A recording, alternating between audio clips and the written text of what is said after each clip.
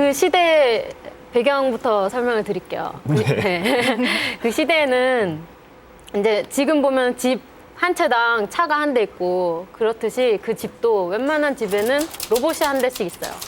로봇이 있어서 네. 이제 귀찮은 일들, 뭐 설거지하고 그런 것들 로봇이 다 하게 되는 세상이에요. 네. 그런 세상에서 20살의 오 씨라는 청년이 있었는데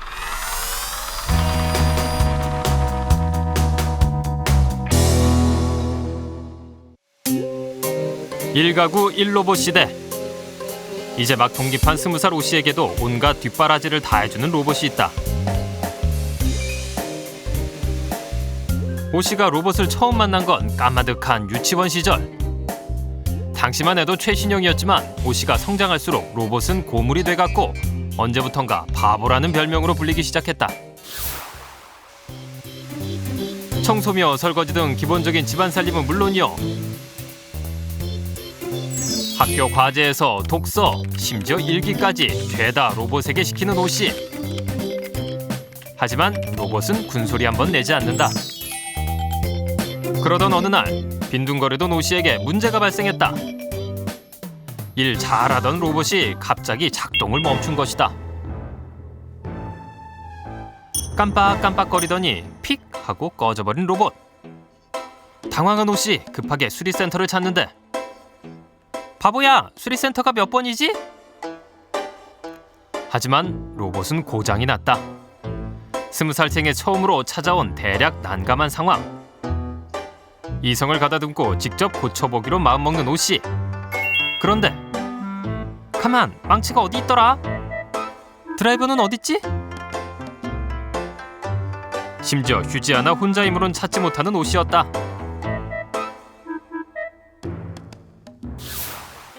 작동이 멈춰버린 로봇 앞에서 오 씨가 할 수 있는 건 망연자실. 그 외엔 아무것도 없었다. 그러니까 집이 너무 낯설어 보이는 거예요. 예. 내가 여기서 어떻게 살아야 되나. 이 상황을 극복하기 위해선 로봇이 필요하다.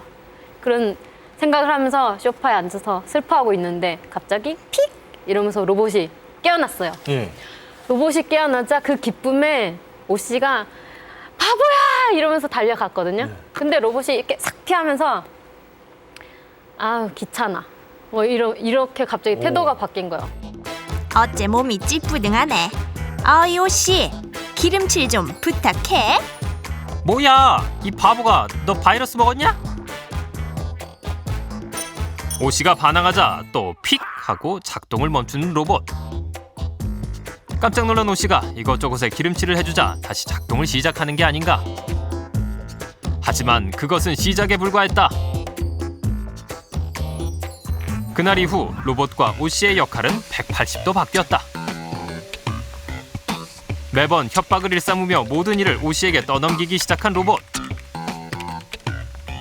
그렇게 스스로 일을 하기 시작한 오 씨는 자연스럽게 로봇을 찾는 횟수가 줄어들었다. 아니, 오 씨는 로봇의 존재를 잊어가고 있었다.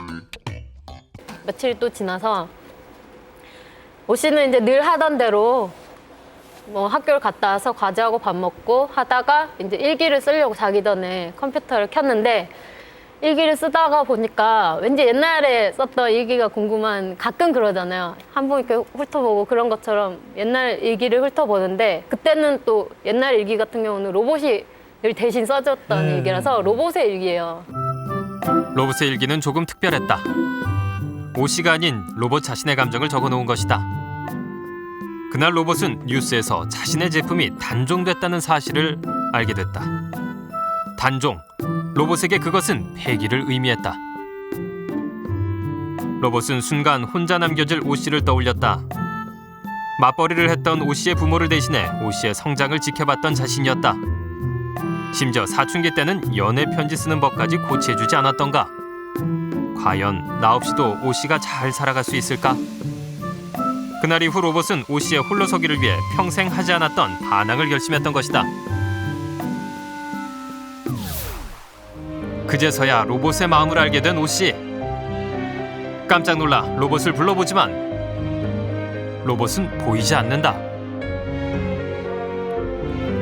그때 베란다에서 마치 별을 바라보듯이 앉아있는 로봇을 발견하는데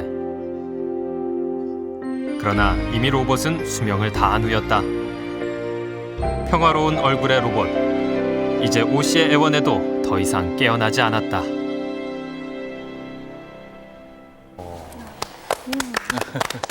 지금 사람보다 더 사람스럽죠. 예. 근데 이제 이런 비슷한 이야기들을 많이 만들어내거든요. 로봇과 인간 이렇게 할 때. 근데 조금 좀 보충했으면 싶은 점이 뭐냐면 이제 왜 바보 로봇인지 아니면 왜 이 로봇이 이 친구를 그렇게 오랫동안 보살피고 또 그렇게 반전에 가까운 행동을 하는지 하는 거에 대한 개연성이 앞부분에 좀 있었으면. 자, 이렇게 해서 오늘도 세 분의 즐거운 이야기 잘 들었습니다. 오늘 나와주신 세 분의 이야기꾼들 그리고 유동환 교수님 고맙습니다.